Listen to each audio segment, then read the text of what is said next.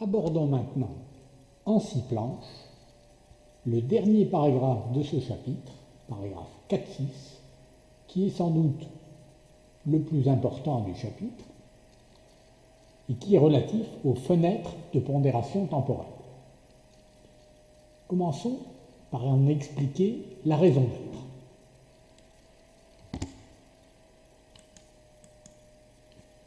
Fenêtre d'observation de la TFD et signal observé.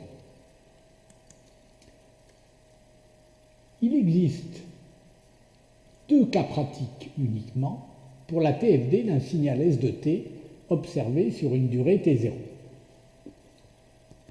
Soit le signal est périodique, soit s'il ne l'est pas, il sera assimilable à un signal d'énergie finie de durée limitée t0. Si S de t est périodique, la période d'observation du signal, il suffira de la choisir égale à une ou plusieurs périodes. Le spectre, c'est-à-dire la TFD, sera alors fait des raies naturelles de la série de Fourier au pas 1 sur T0, ou comme on le sait pour la TFD, FE sur N.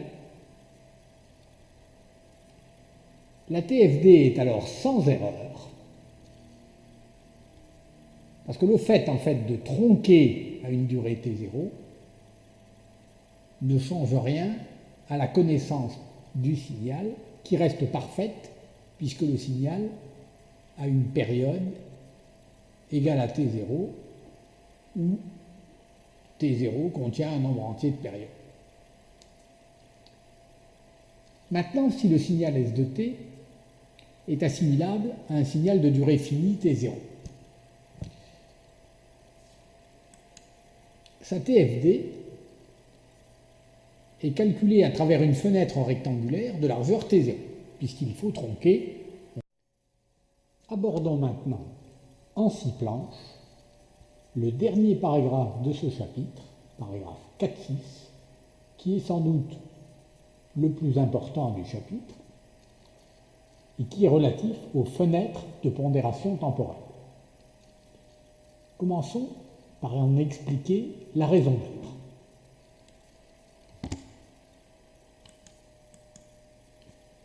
Fenêtre d'observation de la TFD et signal observé. Il existe 2 cas pratiques uniquement pour la TFD d'un signal S de t observé sur une durée T0. Soit le signal est périodique, soit s'il ne l'est pas, il sera assimilable à un signal d'énergie finie de durée limitée T0. Si S de t est périodique, la période d'observation du signal, il suffira de la choisir égale à une ou plusieurs périodes. Le spectre, c'est-à-dire la TFD, sera alors fait des raies naturelles de la série de Fourier au pas 1 sur T0, ou comme on le sait pour la TFD, FE sur N. La TFD est alors sans erreur, parce que le fait de tronquer à une durée T0 ne change rien à la connaissance du signal qui reste parfaite puisque le signal a une période égale à T0 où T0 contient un nombre entier de périodes. Maintenant, si le signal S de t est assimilable à un signal de durée finie T0, sa TFD est calculée à travers une fenêtre rectangulaire de largeur T0, puisqu'il faut tronquer, on tronque à la durée T0, correspondant en gros à la durée du signal. Le nombre de points prélevés est alors égal à T0 divisé par la période des échantillons, TE. La TFD correspond alors aux n premières raies de la série de Fourier du signal T0 périodique, donc de période T0 ou un multiple, ou alors T0 est un multiple de la période. Donc la TFD correspond aux n premières raies de la série de Fourier du signal T0 périodique, qui est la répétition du motif de S de t, donc le dessin de S de t pris sur la durée T0 et qu'on répéterait périodiquement. La troncature introduit alors une certaine erreur. Elle est d'autant plus faible que le signal au bout de la durée T0 tend rapidement vers 0.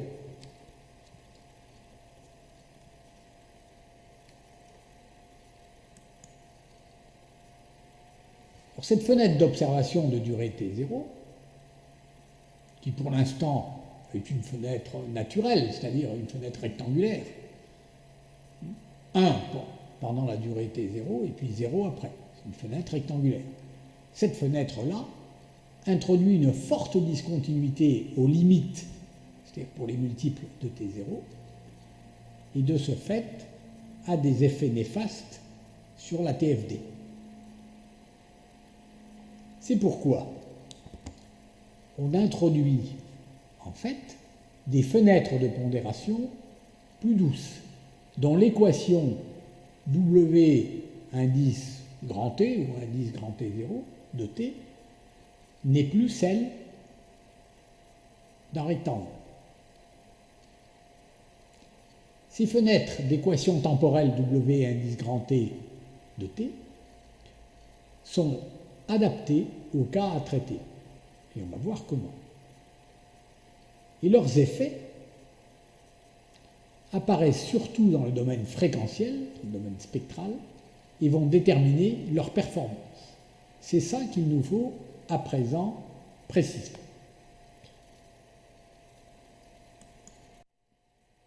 Résolution dynamique, maintenant, delta A. Par définition, cette résolution dynamique reflète la possibilité de séparer deux exponentielles complexes ou sinusoïdes de fréquences voisines et présentant un rapport d'amplitude important. C'est le rapport maximum des amplitudes des exponentielles complexes d'écart fréquentiel supérieur ou égal à la résolution fréquentielle et qui peuvent être séparés.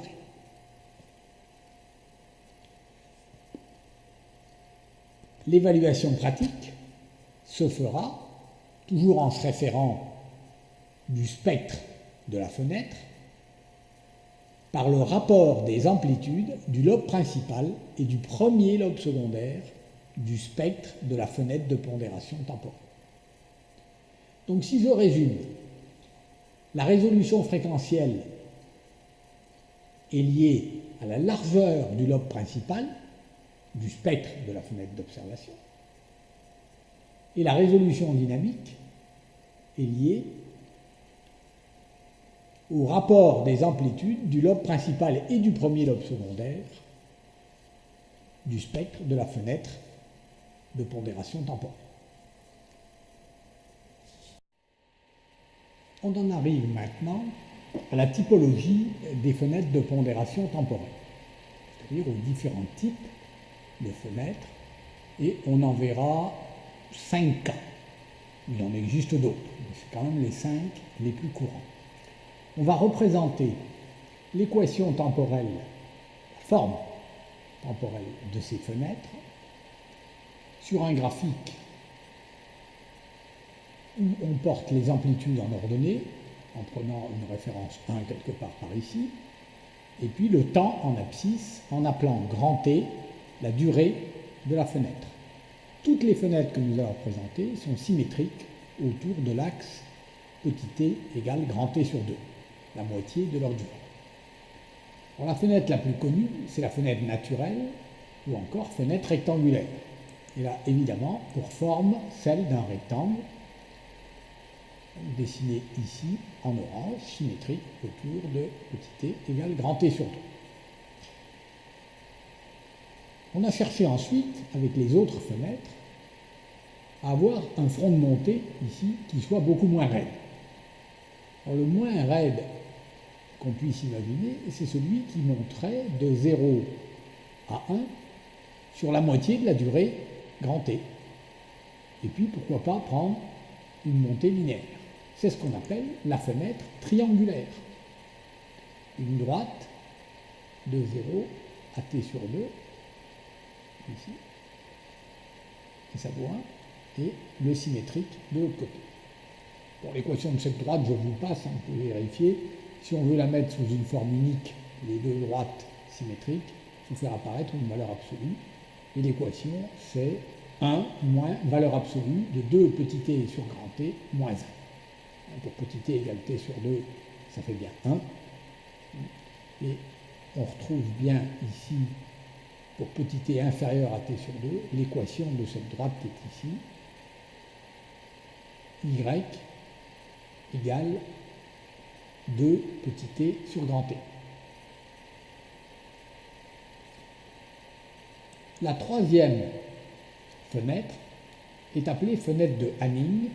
Ça consiste à remplacer la montée linéaire par une montée ici en cosinus.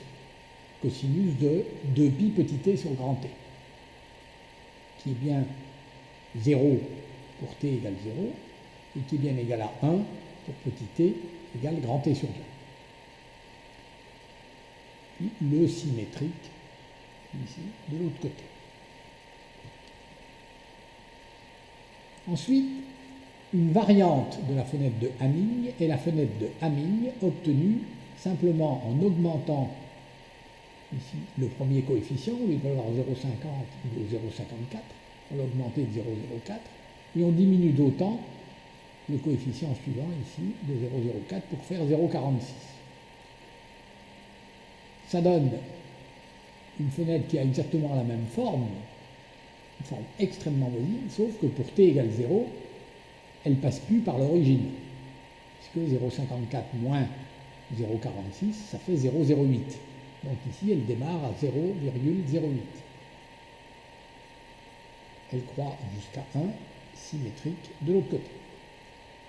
La fenêtre suivante, la cinquième, c'est la fenêtre de Blackman.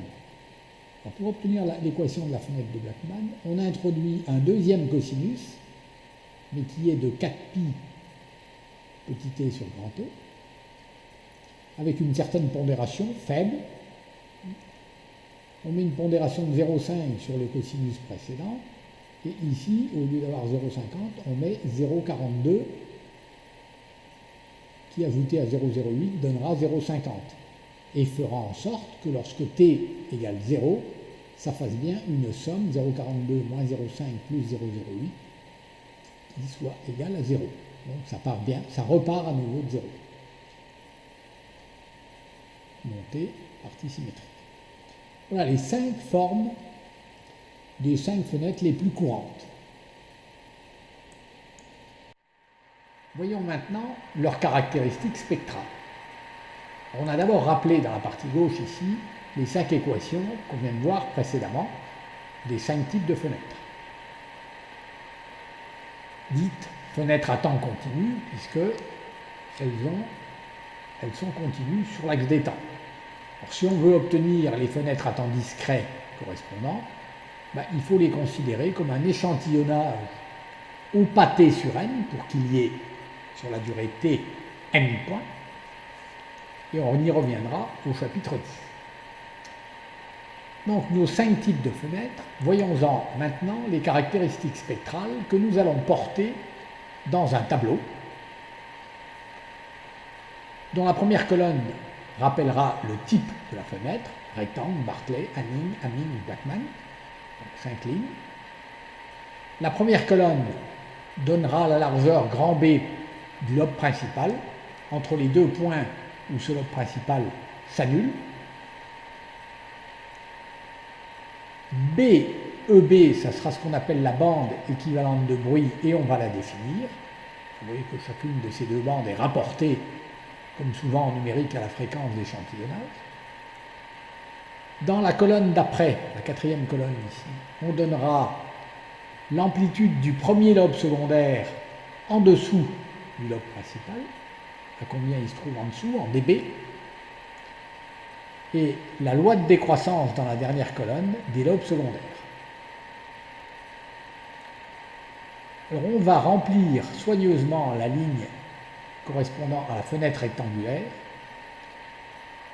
avec dessin à l'appui, et ensuite on remplira plus rapidement toutes les autres lignes pour les autres types de fenêtres. Pour la fenêtre rectangulaire, représentons son spectre W majuscule indice grand T de F, en fonction de la fréquence. Représentons ce spectre. C'est une fenêtre rectangulaire, elle a un spectre en sinus X sur X. Dessiné ici, lobe principal, premier lobe secondaire du côté des fréquences positives, le symétrique de l'autre côté, deuxième lobe secondaire, troisième lobe secondaire. La largeur, ici, du lobe principal, prise quelque part à mi-hauteur, c'est delta F égale FE sur N. La largeur hors tout du lobe principal, c'est-à-dire entre le point où il s'annule du côté des fréquences négatives et le point suivant où il s'annule du côté des fréquences positives, il se trouve que c'est 2 fois la largeur à mi-hauteur. B égale 2 delta F. Donc 2 FE divisé par N. Et c'est ça qu'on porte dans la première colonne du tableau en divisant par FE. Donc 2 FE sur N divisé par FE, ça fait 2 sur N. Donc pour la fenêtre rectangulaire, on a un B sur FE égal à 2 sur N. B représente, je le rappelle, la largeur complète du lobe principal, entre deux points d'annulation. La bande équivalente de bruit, qu'est-ce que c'est? Eh bien, elle est définie par la largeur, ici, BEB, telle que l'aire du rectangle, ici, soit égale à la surface qui se trouve en dessous de la colonne, qui donne le spectre. Donc l'aire grisée, ici, est égale à l'aire qui va de là jusqu'à là, sous la colonne. Ou si vous préférez, l'aire du morceau qui est en blanc ici est égale à l'aire du morceau qui est en gris ici. Et symétrique, pareil, égal de l'autre côté. On démontre facilement que pour un sinus X sur X, la bande équivalente de bruit est égale à la moitié de B, à grand B sur 2. Donc ici, comme c'est 2 sur N, ça fera 1 sur N. Lobe secondaire. Pour les lobes secondaires, le premier lobe secondaire, on va le mesurer par rapport au premier lobe, au lobe principal. Et on va le mesurer en dB en dessous. Alors pour ça, il va falloir représenter le spectre en échelle logarithmique, en ordonnée. Et puis on fera d'ailleurs également une échelle logarithmique en abscisse. Donc 20 log de W de F en ordonnée, en fonction de log de F en abscisse. Alors le sinus X sur X qui est dessiné ici a alors l'allure suivante. Voilà le lobe principal, le premier lobe secondaire, deuxième lobe secondaire, troisième lobe secondaire, etc. On va mettre dans cette colonne l'écart en décibels entre le maximum du premier lobe principal, et le maximum ici du premier lobe secondaire. C'est-à-dire l'écart entre ce point et celui-là. Eh bien, pour un sinus X sur X, ça fait 13,3 dB. Alors moins, puisque le lobe secondaire il est en dessous de 13,3 dB du lobe principal. Quant à la loi de décroissance des lobes secondaires, on va regarder, on va joindre tous les maximums ici de tous les lobes secondaires. Il se trouve que ça fait une droite, et on va regarder sa pente. eh bien c'est moins 6 dB par octave. Je vous rappelle qu'un octave, c'est quand on multiplie la fréquence par 2. Donc quand on ajoute 3 dB à la valeur de la fréquence. Enfin, 6 dB. Non, 3 dB. Voilà pour le rectangle. Les autres fenêtres ont les caractéristiques qu'on va indiquer maintenant, sans plus de précision. La fenêtre de Bartlett, la largeur du lobe principal grand B, entre les deux points d'annulation, est le double de la fenêtre rectangulaire, 4 sur n. La bande équivalente de bruit, c'est 1,3 sur n au lieu de 1 sur n. Les lobes secondaires sont à moins 26 dB en dessous du lobe principal et la décroissance des lobes secondaires, moins 12 dB par octave. Pour la fenêtre de Hanning, pareil, 4 sur n. Par contre ici 1,5 sur n, bande équivalente de bruit. Premier lobe secondaire à moins 31 dB en dessous du lobe principal, décroissance des lobes secondaires, moins 18 dB par octave. Pour Hamming, toujours la même largeur, entre les deux points d'annulation. 1,4 sur n pour la bande équivalente de bruit, moins 42 dB pour le premier lobe secondaire en dessous du lobe principal, moins 6 dB par octave comme loi de décroissance des lobes secondaires. Et enfin pour Blackman, alors là ça change, 6 sur n, donc c'est la plus large ici, 1,7 sur n en bande équivalente de bruit, moins 57 dB pour le premier lobe secondaire en dessous du lobe principal et moins 18 dB par octave. Cette colonne ici donne accès à la résolution spectrale, puisque c'est la largeur du lobe principal, et la colonne lobe secondaire ici donne accès à la résolution dynamique.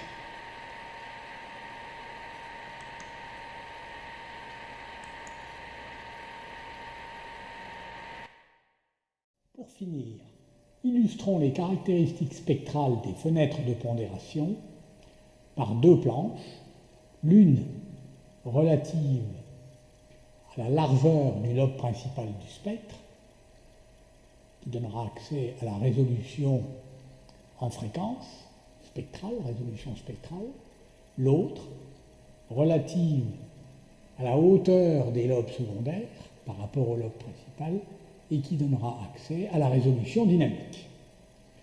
Commençons par la largeur du lobe principal et pour ça appuyons-nous sur un exercice qu'on va résumer ici, l'exercice 10. Dans cet exercice, on trace à l'aide de MATLAB l'enveloppe spectrale après fenêtrage d'une sinusoïde d'amplitude 1 et de fréquence 50 Hz. Les caractéristiques de l'analyse spectrale, de la TFD, pour cet exercice, sont une fréquence d'échantillonnage de 256 Hz et 32 points. N égale 32. On trace à l'aide de MATLAB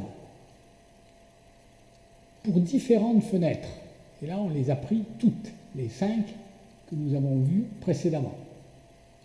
Pour ces 5 fenêtres, on trace donc l'enveloppe du spectre après fenêtrage de la sinusoïde d'amplitude 1 et de fréquence 50 Hz.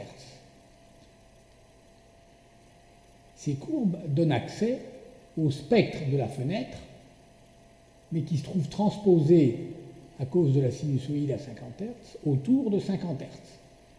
Donc on a un axe de symétrie de 50 Hz, f égale 50 Hz pour toutes les fenêtres.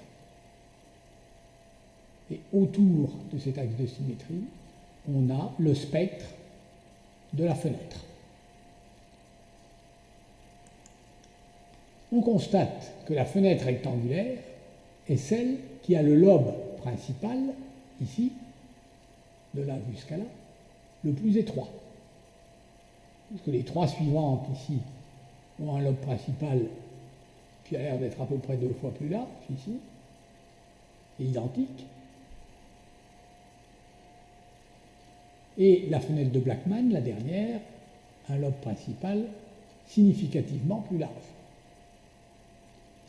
Donc la fenêtre rectangulaire qui a le lobe principal le plus étroit a la meilleure résolution spectrale, puisqu'on se souvient que la résolution spectrale delta F, est telle que la largeur du lobe principal est égale à 2 delta F.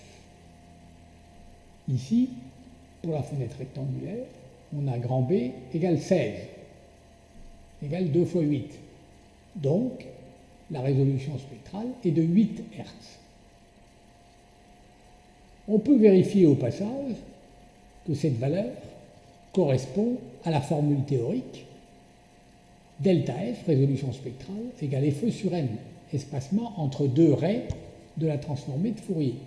Ici, FE vaut 256, n vaut 32. On a donc 256 divisé par 32 égale 8. Ce qui est bien ce qu'on mesure de là à là sur le chemin. Donc cet exercice 10, c'est un véritable petit TD qui permet de mesurer, de vérifier les résultats du cours. Ensuite, si je prends les autres fenêtres, et je vais tout de suite passer à la dernière, la fenêtre de Blackman, c'est celle qui, à l'opposé, a la bande, largeur de bande ici, du lobe principal, la plus large. On voit que ça fait à peu près 50 de là jusqu'à là. 50 Hz, la même chose que de là jusqu'à là. Donc ça fait à peu près 3 fois 16. 3B, si j'appelle B comme référence la largeur du lobe principal entre points d'annulation de la fenêtre rectangulaire. Donc la fenêtre de Blackman a la moins bonne résolution spectrale, à peu près 25 Hz, la moitié de la largeur du lobe principal, mais en revanche a la meilleure résolution dynamique. Alors la résolution dynamique, je vous rappelle que c'est la hauteur des lobes secondaires par rapport au lobe principal. Et on voit bien, il n'y a pas photo, puisqu'on a la même échelle pour toutes les ordonnées, ici, ça fait 1, la référence 1 ici, partout. On voit bien que les lobes secondaires sont de loin les plus faibles pour le spectre de la dernière ligne. Et le plus fort pour la fenêtre rectangulaire. Donc la fenêtre rectangulaire, c'est excellente résolution spectrale, résolution dynamique, la moins bonne.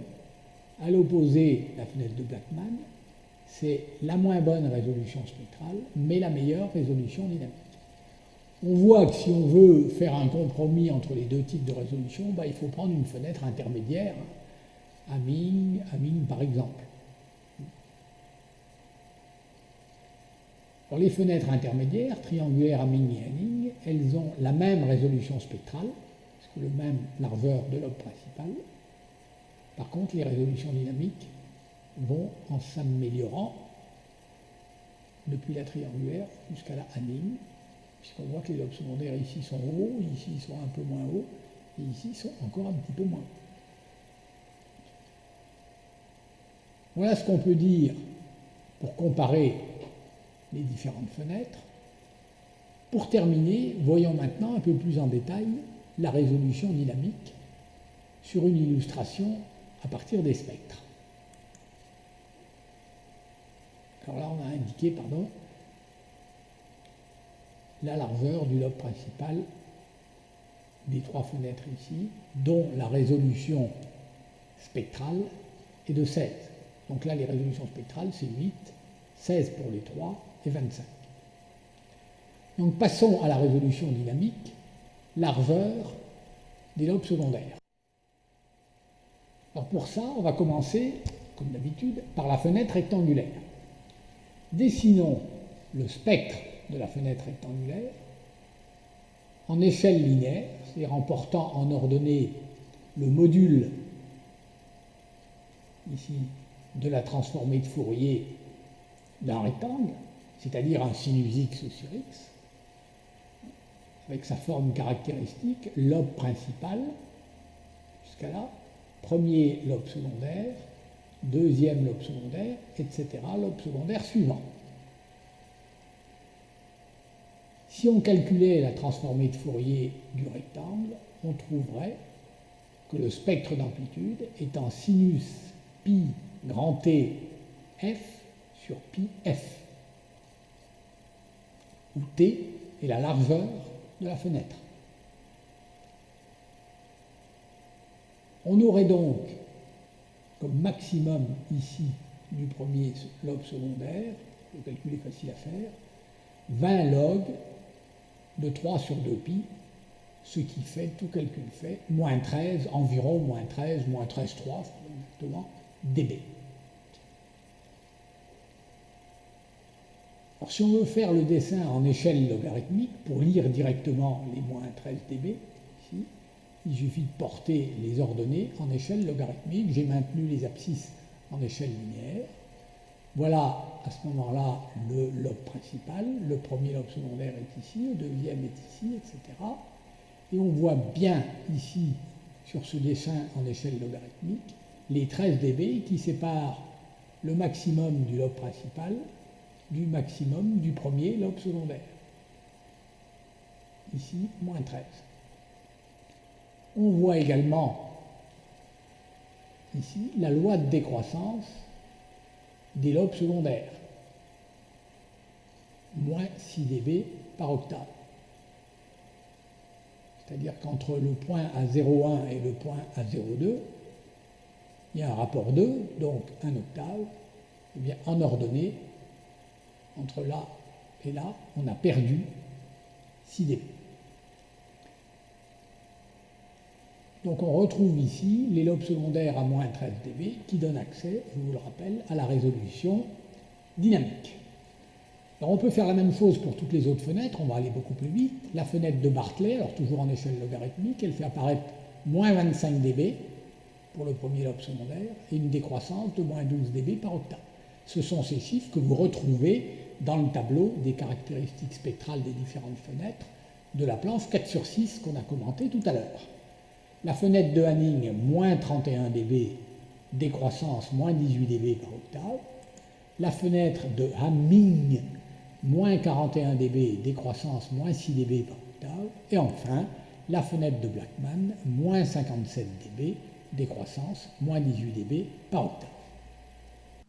Conclusion au cours 3. Les points les plus importants d'abord, et de la théorie à la pratique ensuite. Les points les plus importants du chapitre 4, définition, propriété de la TFD, paragraphe 4.1, paragraphe 4.3. Existence, uniquement existence, de l'algorithme de transformée de Fourier rapide, paragraphe 4.4. Fenêtre d'observation du signal et sa liaison avec la résolution de la TFD, paragraphe 4.6. Et enfin, performance des différentes fenêtres de pondération courantes, paragraphe 4.6. De la théorie à la pratique. Alors vous avez d'abord exo 1 et 2, des calculs de TFD, et génération avec MATLAB, exo 3.4. Analyse spectrale numérique, et là c'est tous les exercices de 5 à 9.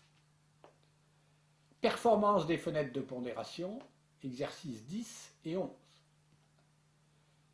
Considération pratique annexe sur la FFT, c'est l'annexe 4.